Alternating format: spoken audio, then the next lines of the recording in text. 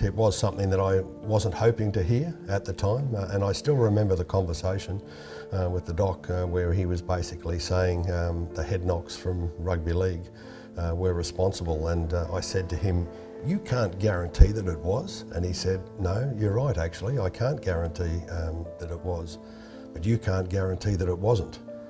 I had a bit of a smile and said, "Okay, let's put the guns down, time to talk about it and try and understand exactly what my future is going to be." It was the moment 2 years ago when even a rugby league immortal had to accept he was mortal after all. A diagnosis of probable CTE, the degenerative brain injury caused by repeated concussions. But for Wally Lewis and his wife Linda, it was also the beginning of a new chapter. We know that there's no cure for whatever it is that Wally has got, whether it's probable CTE. We don't know, and we may not ever know until, sadly he's no longer here. But whatever it is he's dealing with, we just know we can deal with it the way that we can deal with it, with every day, using our humour, using just getting on with life, taking control of those things that we can control. You both recently married. Can you talk about this teamwork involved in, your everyday to-day life? He's my best friend, he's my husband, so I love him. I'm not his carer, I'm his partner, and we are a team in this. And so there's a very fine line between, caring too much or mothering too much, and you've got to be really careful there. Wally, what do you think Linda's greatest strength has been in all of this? I'm in the football game, and for a lot of us, we're pig-headed bastards. We're not good losers, and for many of us, we see this as being just one of the points where we were beaten. We got beaten up a little bit, and we hate to think it, the other guy finished in front. So for the wives and girlfriends of the footy players, I admire them if they spend the time. For several of them, it must be extremely testing and a very difficult time. But to be able to make the admission that that my boyfriend, husband, isn't the full quid is certainly extremely difficult for those ladies to make, and for their welfare, for their future, and for their family life. It's the best thing to do. I think his strength in everything he's ever done is determination. Wally doesn't give up. Still they right away. This is Wally Lewis. He's in. Oh, Lewis is in again. He's got it. The rugby league legend can still remember many of the highlights of a playing career that spanned the 70s, 80s and 90s. He's a clever footballer. And his later life as a sports commentator and chief jokester. A lot of people impersonating you on the screen recently, or actually I thought it was you to start with. There's still plenty of laughter in his life, but these days, Wally's short-term memory is fading. He can tell me the same thing over and over. He can ask me the same question 10 times, and I'll answer it as though it's the first time, because he deserves that. Whenever I'm involved in a conversation with Linda, I'll kind of get this expression on her face. She'll sort of have the eyes go down a little bit, and I'll say, have I already asked that question? She'll say, it doesn't matter how many times have I asked the question. She'll go, I just sit there within the embarrassment then and think, oh boy. I think a lot of sports guys, we have that arrogance about us that we don't want to have that tag of being labelled not the full quid after our footy careers have reached an end. Go through Wally's diary every morning. I make sure that I've got that in my computer and on my phone. So, and there's some days that he might have 4 or 5 things on. So he's really busy still. He still drives. He's capable of doing everything that he's was able to. It's just things get written down now. There's little reminders around the house. Yes, that's my oxygen tank.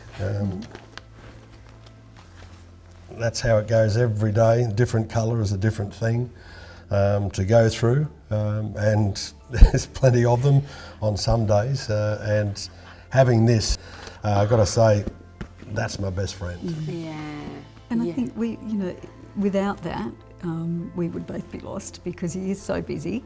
But there are some times which we have humour. There's sometimes things written in there. There was one thing written in there just recently, call a particular person, and I said, no, you've got call such and such. Who's that? I have no idea. I said, all right, we're just going to call them and see what that's all about. And so, that's okay too. It doesn't matter. It just comes with it. I don't remember. I've just put the message in there that I have to be in contact with somebody over a request that they may have made, and I don't really remember too many times who the people are. So it's a soft conversation to start with, and reminding me who I'm speaking to. And I think I've gone past the embarrassment now. It doesn't really get to me too much. If you can help out, then that's the number one priority. I feel like everybody could do with that sometimes. I agree. Okay. Well, I have everything in my phone, and I still have to check everything. So yeah. I like the description before we were talking about that, Linda's. You're saying I'm half of his brain, and this is your other half of the brain. Is that fair? Yeah. I have absolutely zero. Apparently, so, you don't. Yeah, there's the two. You're doing good. Yeah. Since going public with his condition, Wally has been talking to a lot of other players who are going through similar experiences, but until now haven't been willing to admit it, sometimes even to themselves. Do you feel like it's getting destigmatised in a way since you've come out and spoken about it? Do you reckon the blokes are speaking about it a bit more, and the same for the women? Yeah, I think they are, which is, that's exactly what we're after. For guys to just understand it firstly, and if they can speak to a doctor, they'll be able to understand firstly, yep, that is the condition that I'm dealing with, and secondly, what path are we going to follow from here? A lot of the guys probably display that embarrassment, and I probably was pig-headed for quite some time, and didn't want to know anything about it, didn't want to make the admission. I love that you being so candid about where you are, where you both are in life, is enabling those conversations with your pig-headed mates. When do they happen? How do they come about, those conversations? Is it just at footy functions, or how? Yeah, usually. Most of the time they are at footy functions, or when you're around and involved in a conversation in a place that you'd never expect that to start.